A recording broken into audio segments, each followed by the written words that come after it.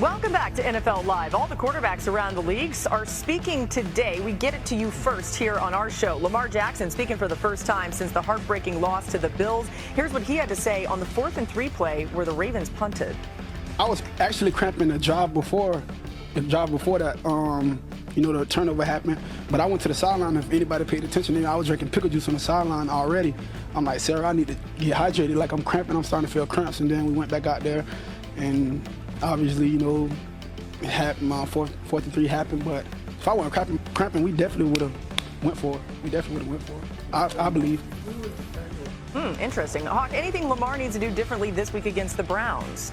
I guess drink more pickle juice. I don't know. I felt like Lamar played a pretty good game against the Buffalo Bills. It was unfortunate that had the fumble. The defense didn't play great, but for him, he was very efficient. I've trusted in all the decisions he made watching the film back. So in week 2, I guess you can ask him to put more on his shoulders. But in the long run, is that really the best thing? So I would say, Lamar, keep doing what you're doing, and it will click eventually. More new one. Yeah, exactly. There you go. More new on NFL Live. Raheem Morris on the Falcons' sluggish offense ahead of their Sunday night matchup against the Vikings.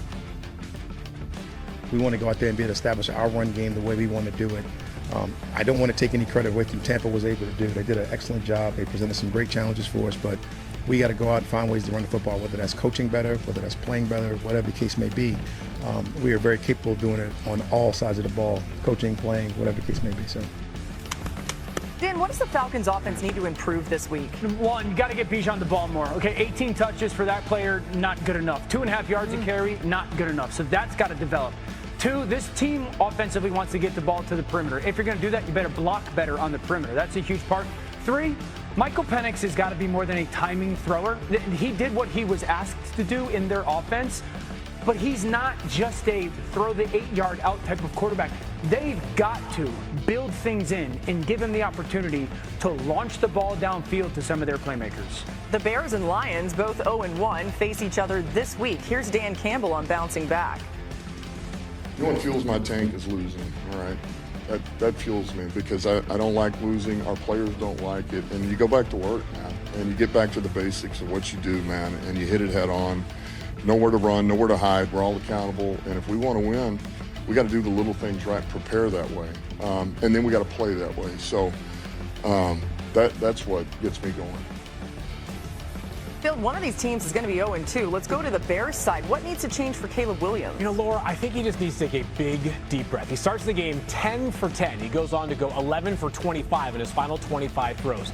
I'm seeing Caleb miss throws that I would say he is more than capable of making. I feel like the moment got a little bit of the best of Caleb once Brian Flores started to throw a few curveballs because they were not trying to pressure Caleb with 5 rushers early in Monday Night Football. It felt like the game sped up for Caleb, finding a way to kind of cool the Jets a little bit and play within himself. I think will go a long way. I thought there was a lot of progress in week 1, even if the team collapsed down the stretch. Yeah, it felt like a lot to build on for sure. All right, we have a great story to bring you now, and a special one for us here on NFL Live. September is Pediatric Cancer Awareness Month, and you may recall in January 2023, ESPN, the Make-A-Wish Foundation, and the NFL presented Super Bowl tickets to a young football fan with cancer, Booth Garnett. Here's a little reminder of that.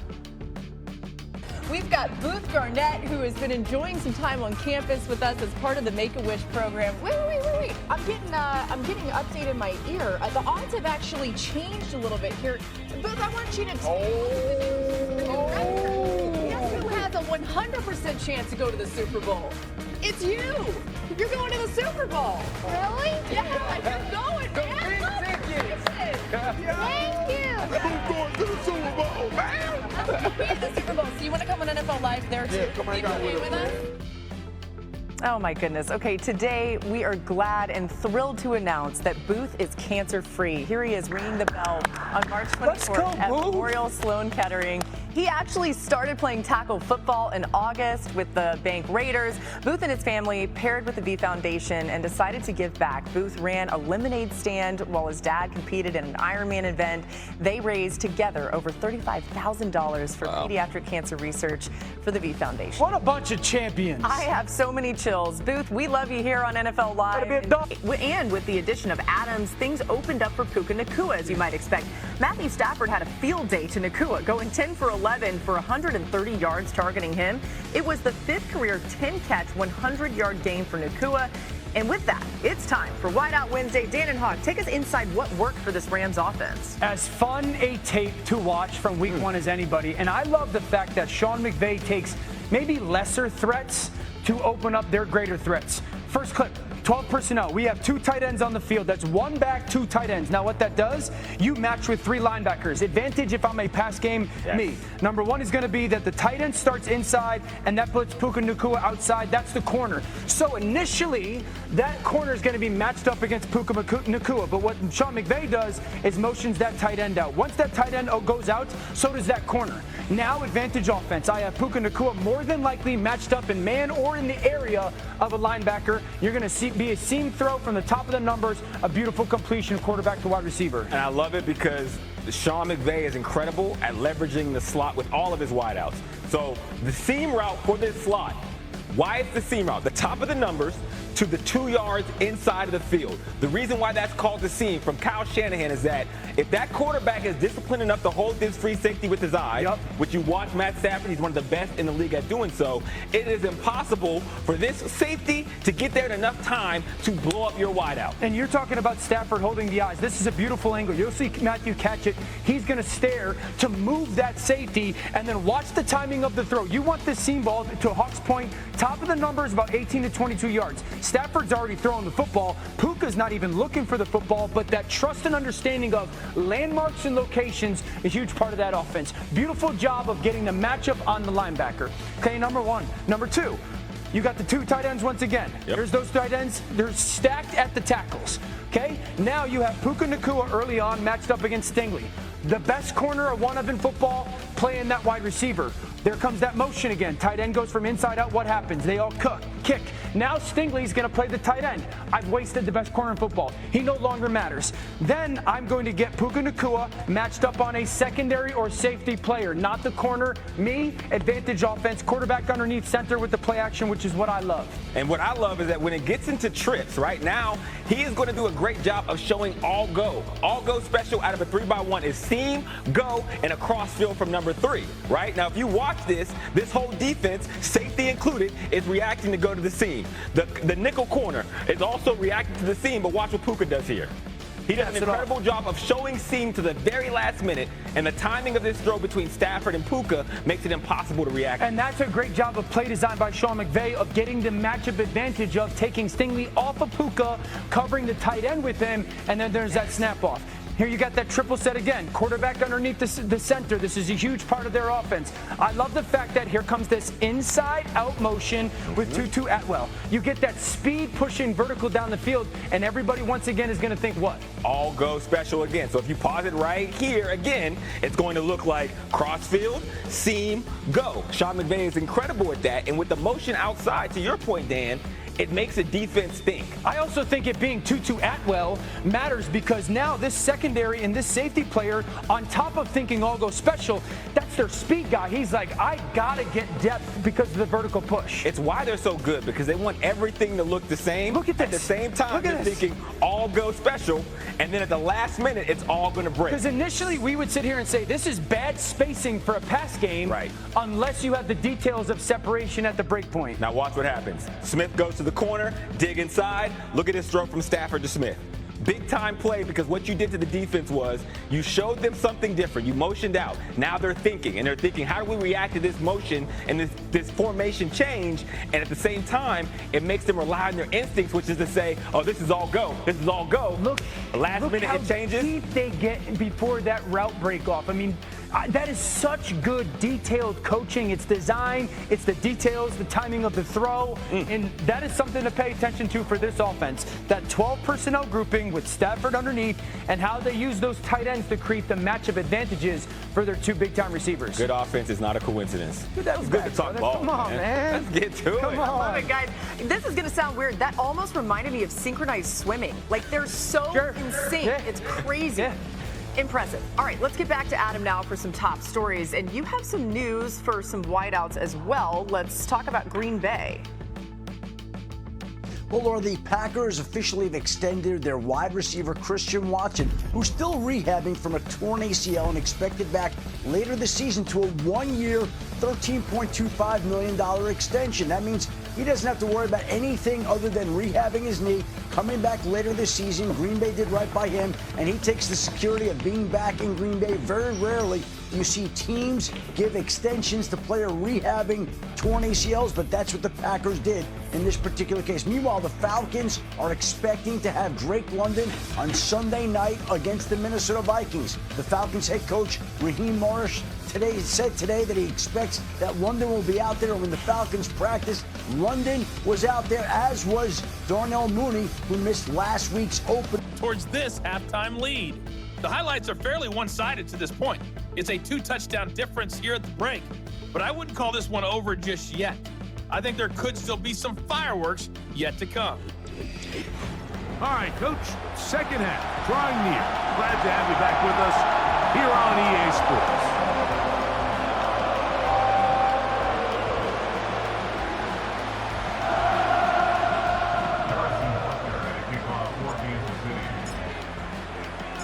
Pretty interesting first half. We'll see if any strategy changes for the next 30 minutes or more as this second half gets underway. He'll work his way across the 25-yard line. The 49ers offense ready to get going again. They'll have it first in this third quarter.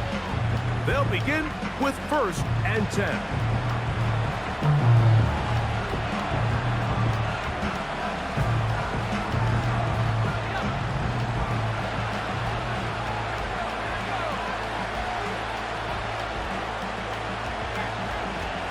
Throwing is Purdy. That's taken in by Jennings. And he'll be tackled up around the 45-yard line. That's a gain of 19 and a very quick first down.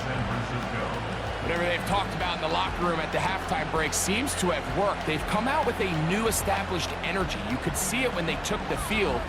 Now this offense seems to be building on it because with that chunk play, just a little bit of rhythm that they can build off of. They got a long way to go to get back into this game, but so far off to a good start.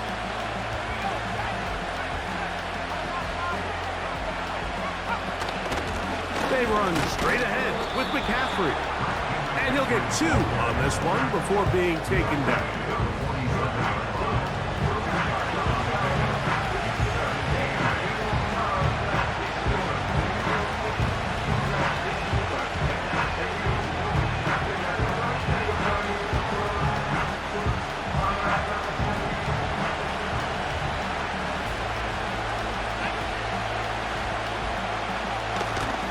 They run once more with McCaffrey. And now for a second time, he loses the football. And this is taken in by the defense. So the biggest thing that stands out here, Mike, is the fact that the defense just continues to pursue the ball. Every defense focuses on get as many hats to the ball carrier as possible because the guy in front of you, he misses the tackle or he falls down. You have to be there to make up for it. And the pursuit to the ball is not only how they're able to get him down, it's ultimately how they're able to take the ball away. The Chiefs offense ready for their first position. And remember now, all turnovers must be reviewed by replay. So this one is going to need a little closer look. At issue was the knee or any other body part except the hand down before the ball comes loose. And are the visuals convincing enough to overturn the call on the field?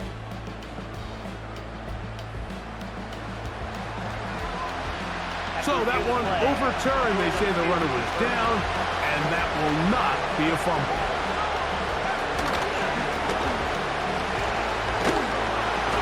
And he's going to have a 49ers first down. They're able to convert on 3rd and short, picking up 4. I like the element of surprise here, Mike. It seemed like everyone was so keyed elsewhere on the play that nobody even gave a thought to him potentially getting the run. Didn't take him long to see he was going to be able to clearly pick up that first down. So they come to the line for first down and 10. Throwing from the gun is Purdy. Now a shot downfield for Samuel. And he's got another one. Deebo Samuel. Touchdown, 49ers. He has come alive after the break. his 3rd touchdown of the second half. And that is the hat trick. What a game. His 3rd touchdown reception of this one. And nothing they've done to slow him down has worked, Mike. This defense, they're throwing multiple guys at him. They're playing man, they're playing zone. It doesn't matter. This guy is having his way, and he's having a day. Extra point up and good from Moody. And the 49ers are back to within 7. It's 28-21.